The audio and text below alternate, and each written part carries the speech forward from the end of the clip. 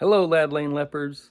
Our next video is The Girl Who Loved Caterpillars versus I Have an Olive Tree. Hello, Lad Lane Leopards. Today I'm going to read The Girl Who Loved Caterpillars by Jean Merrill. The Girl Who Loved Caterpillars, a 12th century tale from Japan.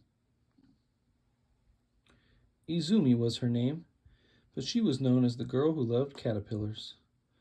Izumi was the only daughter of a provincial inspector who served in the emperor's court in Kyoto some 800 years ago. The court was one of great elegance, and the inspector had friends in the highest circles and hoped in time to be made inspector general of all provinces. Izumi was a pretty girl and clever, and it was her parents' hope that she might become a lady in waiting in the emperor's court, or that she might marry a nobleman of high rank. The inspector and his wife lived next door to a noble woman who was known as the Lady Who Loved Butterflies. The Lady Who Loved Butterflies was considered to be the perfect lady. This lady was renowned for having the most extraordinary butterfly collection in Japan. She dressed exquisitely, wrote poetry in a delicate script, and played with skill on the lute and the shou.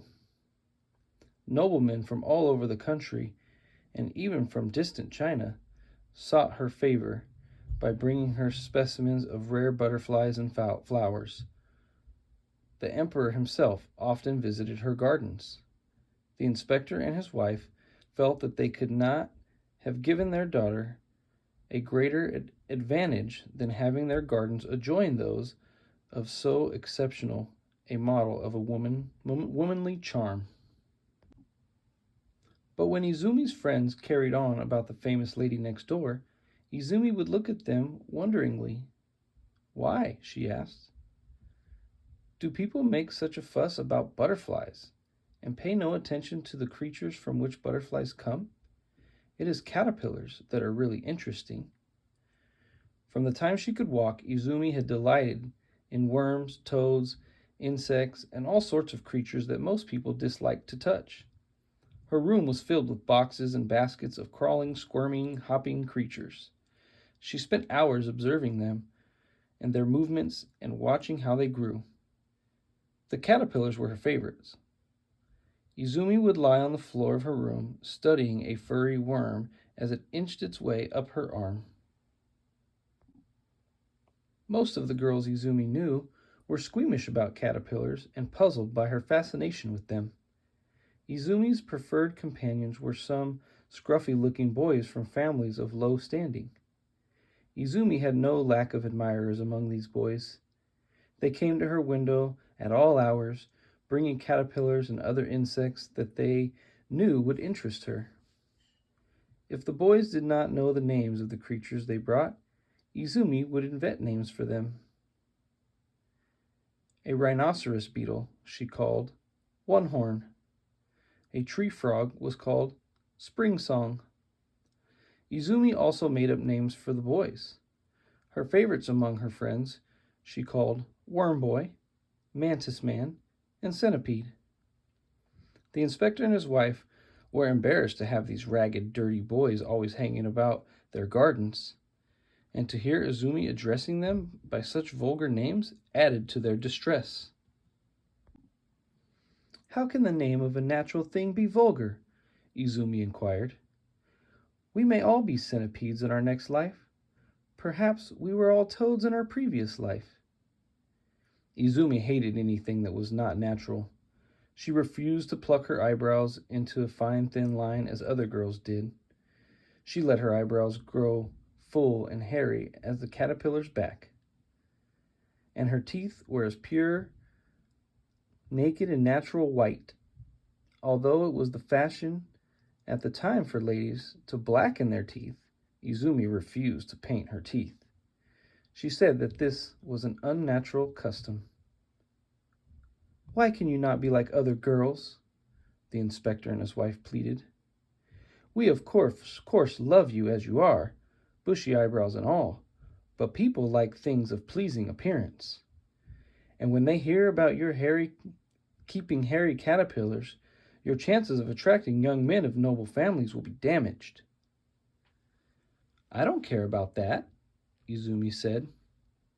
"Flowers and butterflies are pretty, but not nearly as interesting as seeds or caterpillars. It's the original nature of things that I wish to know about." Izumi explained her ideas so reasonably that her parents had uneasy feelings that she might be cleverer than they. But they were aware their neighbors considered Izumi an odd girl. The ladies in waiting who served in the inspector's household joined in the gossip about Izumi. They felt that it did not add to their standing to be working for the family of the girl who loved caterpillars. Several of them wrote verses complaining of their misfortune. One lady in waiting wrote, "How did I come, of my own free will, to work in a house where I must wait on caterpillars?" Another lamented, "How lucky they are next door. They talk of flowers and butterflies, while we work in rooms that stink of caterpillars." A lady in waiting who served in the house of the lady who loved butterflies tried to cheer up her friends next door with the thought, "When winter comes, no matter how cold, you will be well off for clothes. With all those caterpillars, you can make yourselves fur coats." Such comments only made Izumi defend the charm of her caterpillars more stubbornly. As the daughter of an important official, Izumi was given many beautiful presents by persons who wished to win favor with her father. But Izumi did not care much for those possessions, and she often gave away her expensive gifts to the boys who collected insects for her. One day, a report of Izumi's strange ways reached a young nobleman who had never met a young lady who was not frightened by creepy, crawly things. He could not believe Izumi was as fearless as she sounded. The young man made a large and marvelous, lifelike snake with joints that moved. He put the snake in a sack with a scale-like pattern and had it delivered to Izumi with a message that read, "Creeping and crawling, I have snaked my way to your side, and I will be as faithful as my body is long." The ladies in waiting who delivered the sack to Izumi had no idea what it contained. When they untied the sack and the head of the mechanical snake poked out, the ladies screamed. Izumi was startled, but smiled, and recited a prayer to Buddha. "We must not be afraid," she told the trembling ladies in waiting. "Any one of us may have been a snake in our former life. For my part, I consider him a relative." Izumi turned to one of the caterpillars. "And you, small furry worm, do you think this fellow is one of your relatives?" But for all her brave words, Izumi was uneasy. The snake was 1,000 times larger than her caterpillars. As she pulled the sack closer, she sang to the snake in a low voice to calm it. Izumi's singing to the snake struck the ladies in waiting as both frightening and hilarious, and they rushed out of the room giggling and squealing. They collided in the hall with the inspector, who was shocked to hear that the serving women had run off, leaving his daughter closeted with a huge snake. The inspector seized his sword and rushed into Izumi's room. He was about to cut the head off the snake when he realized that it was not a real snake, but a cleverly made toy. Much relieved, he laughed heartily at the joke that had been played. On learning the name of the nobleman who had made the snake, the inspector told Izumi, "I have often heard how clever this fellow is at making such things. No doubt he has heard of your serious studies of strange creatures, and thought to delight you with his good imitation. You must, of course, write him and thank you for his kindness." Izumi, although a little disappointed that the snake was not a real one, agreed with her father that so ingenious a present deserved a reply. Any other young lady writing to a nobleman would have written a beautiful script on the finest rice paper. Izumi simply printed on a cardboard of her bold, plain handwriting this message: Dear Snake Man, oh, clever imitator of snakes, you and I may not be fated to meet on this earth, but in another life I may recognize you as a snake. What a paradise. When this note was delivered, the young man who had made the snake showed it to a friend, a captain of stables. The captain was curious about the girl who had responded so wittingly to his friend's joke and decided he must see her for himself. He went to Izumi's house and hid in the garden outside her window. There he saw a gang of boys poking about in the bushes, and he heard one of them call out, "Come over here. This bush is covered with caterpillars." The other boys raced over to look. Then one of them ran to Izumi's window. "Izumi," he called, "come look. There are hundreds of the most beautiful caterpillars you have ever seen." The captain held his breath as Izumi pulled aside the window blind and leaned out to look. Izumi was carelessly dressed, as if she had not thought much about what clothes she had on, and her hair was flying every which way. She looked like some wild creature of the woods. The captain thought, if she were to pin up her hair, blacken her teeth, and pluck her eyebrows, she would be considered one of the most beautiful ladies in the emperor's court. But in truth, the captain did not find her unattractive as she was. He was struck by her dark, luxuriant eyebrows and flashing white teeth. He noted the fresh color of her cheeks, the brightness of her eyes, and the sweetness of her smile. And the short jacket with a cricket design that she had wore over a silk robe was very becoming. The captain listened to the excitement in the girl's voice as she exclaimed over the caterpillars. "How clever they are," she said. "They have crawled into that bush to get out of the broiling sun. Do collect some and bring them here so I can examine them." "Don't let them fall," she called, as the boys pulled at the branches of the bush. When several caterpillars did fall with a plop to the ground, Izumi passed one of the boys a white silk fan. "Place them gently on the fan and hand it up to me," she said.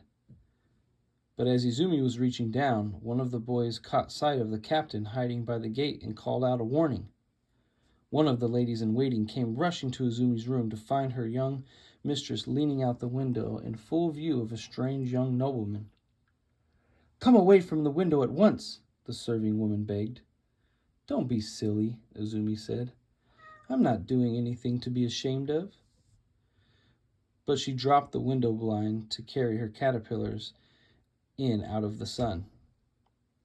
The captain felt that he should apologize to Izumi for having stared at her. He took a folded paper from his pocket and, using the juice of a flower stem as ink, he wrote, "Caterpillar girl, forgive me for standing at your gate so long. Having seen you with your brows thick as a caterpillar's fur, I shall carry that picture with me always." The captain summoned one of the boys and asked him to deliver the note. The boy went to the window and called Izumi. The lady in waiting raised the blind and snatched the paper from the boy's hand. When she looked at the message, she recognized the name of the captain.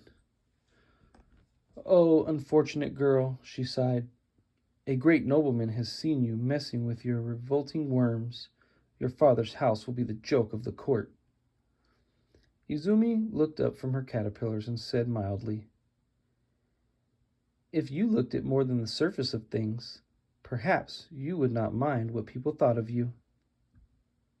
One of the boys called from the garden that the captain was waiting, hoping there might be an answer to his note. "You must at least write a polite reply," the lady in waiting told Izumi. Izumi smiled and wrote, "As you see, I am not like other girls, and had you not called me Caterpillar, I would not have replied. What should I call you?" The captain, on reading Izumi's reply, sent back another note. "What use to tell you my name? Alas, I fear no man exits sensitive and brave enough to tune his life to a caterpillar. Farewell, caterpillar girl. And the captain went his way, amused and wondering. For a moment, he fancied he heard Izumi calling after him, but she was calling to one of the boys in the garden. Worm boy, she was saying, I need fresh leaves for the caterpillars. The end.